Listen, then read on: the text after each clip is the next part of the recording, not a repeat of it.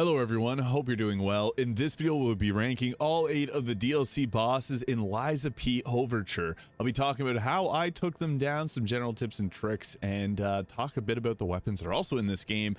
But the first one we'll be focusing on is the Tyrannical Predator. So this fight in particular, it was pretty fun. Despite being a bit annoying, the biggest thing with this is it would come rushing at you with its jaw wide open. If you're playing Elden Ring Night Rain right now, there is a gaping jaw special event at this current moment, so very reminiscent of that boss fight. But the big thing with this was finding a way to get to its backside. Like a lot of the bosses in like Souls-likes, if you can get to the backside of a boss that's large, it's going to have a much harder time hitting you. It will do a tail attack as well, but we want to try and avoid the jaw as much as possible. I found the Aegis Shield to be the MVP of this DLC run alongside the 2 Dragon Swords, so yeah, it did hit pretty hard, and some of the attacks were telegraphed. Some of them weren't always the best, especially some of the bite attacks, but as long as you could get to the backside, you would have a pretty decent time with this fight. So, Tyrannical Predator, all in all, not too bad. It's a good introduction to the DLC. You can find it in the Savannah Experience Center of Krot Zoo. I don't think it was that bad, honestly, so I might just put it into the B tier. It was more so annoying at first, but the next one that we have is Markiona, who is an incredible boss fight. The Puppeteer of Death. Now, this is a little bit later on in the zoo, in the greenhouse interior, and this fight wasn't the worst. It was actually pretty fun. I didn't find it to be super hard, as long as you focus on Markiona herself and not too much the puppet, just trying to keep the puppet in your frame so that you can see where it's at. I didn't find this fight that bad overall. I actually really enjoyed this fight. I think it was one of the better fights of the DLC. And I wish we would have went against maybe Geppetto like this maybe at some point in the game, because it really showed what a puppet wielding boss could look like. And I found the combat in this fight to be very enjoyable. Obviously, if you're using the Spectre, it becomes much more of a fair fight, but even in my attempts without using the Spectre, I was having a lot of fun fighting against this boss. I found the attacks to be, they were fair, they were brutal and punishing at times, but fair overall. Markiona, not the worst, hardest fight in the game, honestly. It's a good, again, and a good introduction fight, and I think this is one of my favorite fights in the game, but I wouldn't say it was that challenging compared to some of the other fights that we have here. As long as you are focusing mostly on Markiona, you can see there, we still have the other puppet with above half health there.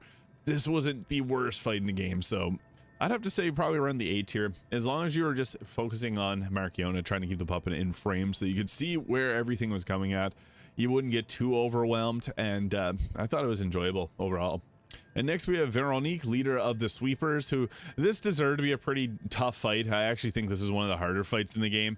One of the things with this fight was that she had this big hammer that pretty much would deal incredible amounts of damage to your character. So when going against Veronique, you wanted to focus on destroying the hammer at first if possible. So the perfect parry grindstone worked really well here because you're able to continually block against it and then it would destroy the hammer. So that's me there using the perfect parry grindstone.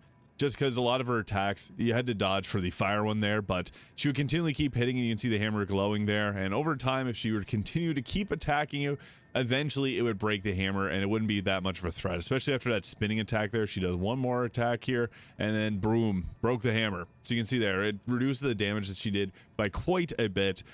This fight was pretty fun, but also very brutal. I found this to be one of the hardest in the DLC just because her hammer hit so hard. It had a large blast radius afterwards, and I'm actually sad that we didn't get this boss weapon. We got 10 new weapons with 8 bosses.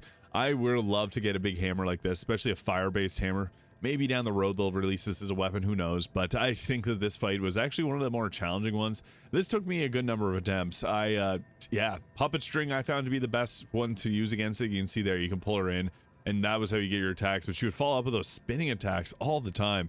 This fight was pretty tough overall, in my opinion, so I'd have to say this boss is probably somewhere in the S tier. I just found this one to be a very challenging fight overall, and yeah, the hammer just hits very hard. You can't use a Spectre too, that's another thing with this fight, so if you've been relying on that, it just makes the fight a little bit more challenging, so it could go high A tier. I just found that the hammer hit extremely hard, especially if you didn't know to break down the hammer using.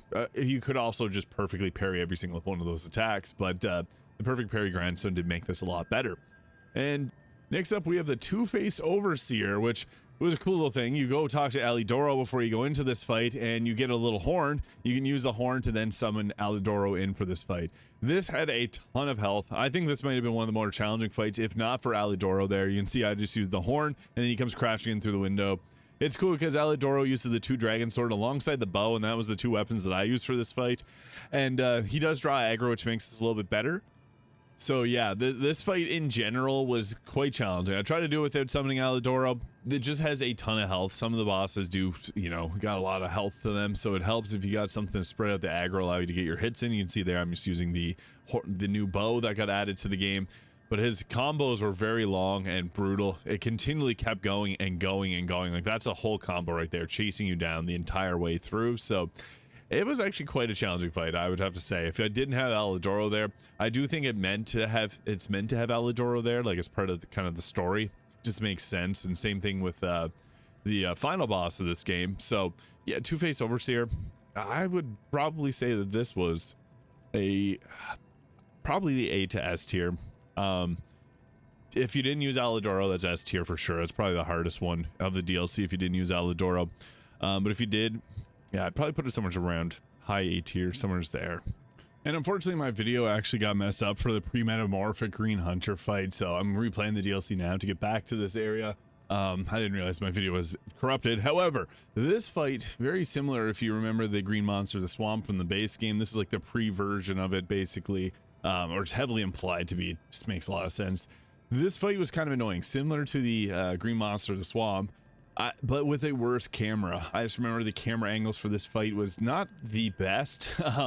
It does have attacks that you can punish really easily, and that was one thing nice about it, but it did hit hard. It did have some attacks that were pretty quick too, and overall, I found it to be a pretty tough one. Just annoying more so than anything, and I'd probably put it somewhere around, I'd probably say A tier-ish.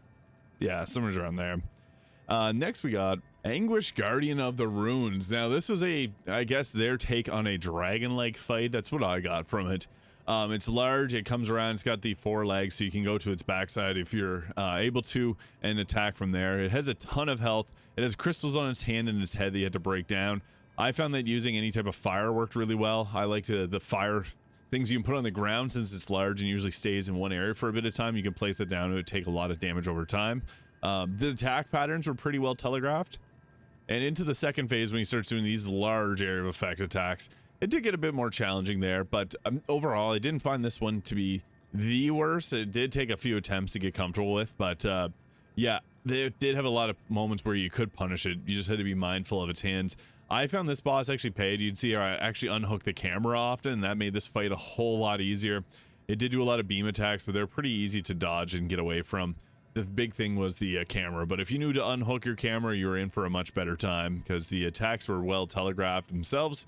Just sometimes hard to see. As long as you know to use fire, unhook your camera. I don't think this one was that bad, all things considered. It didn't take me as many attempts as some of the other fights in this, so yeah, I'd probably put it around the B tier.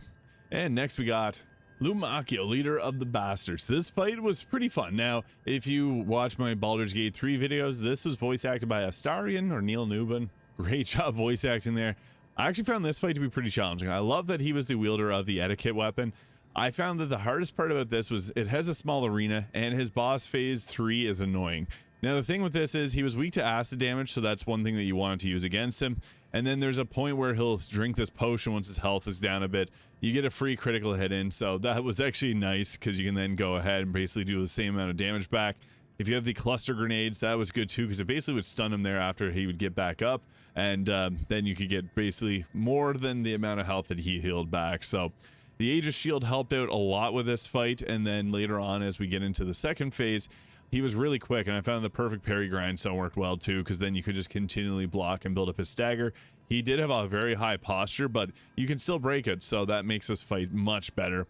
Fire damage worked very well in the second phase, so yeah, as long as you're bringing acid damage for the first phase and then fire into the second, it made it a lot better.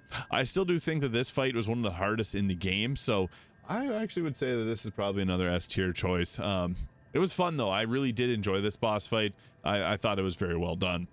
Now finally, Arlecchino the Blood Artist. I love this fight. This was actually one of the best fights in the game.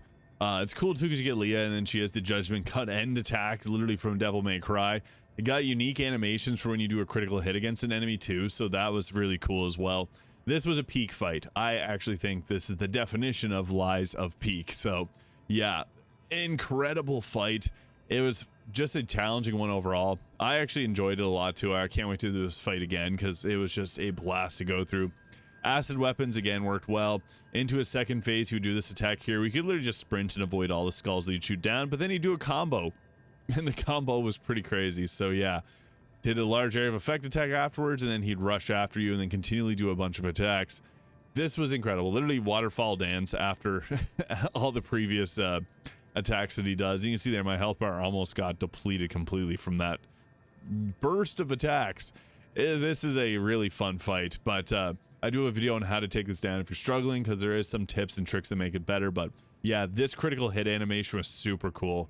I love when they do things like this. Judgment cut end, literally. So this has got to be one of the best fights from a non-FromSoftware game, in all honesty. I do think this is one of my absolute favorite fights, and I can't wait to do it again. So with that, this fight was very challenging. I actually have to say this is probably the hardest fight in the game.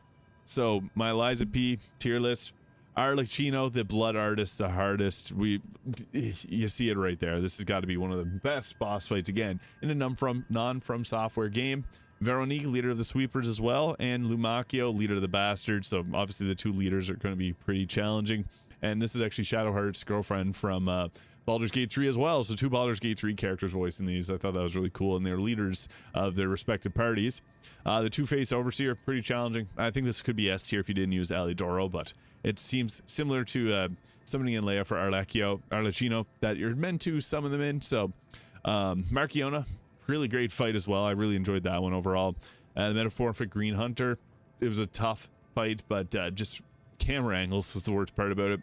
And then the other two here, they weren't as bad as some of the others here. So I really enjoyed the DLC. Let me know your thoughts though in the comments. Maybe you experienced one of these bosses a little differently than I did. I'm always happy to hear other people's opinions on these things. So leave a comment, hit the subscribe button below if you haven't already. Thank you so much for watching, and we'll see you all in the next video.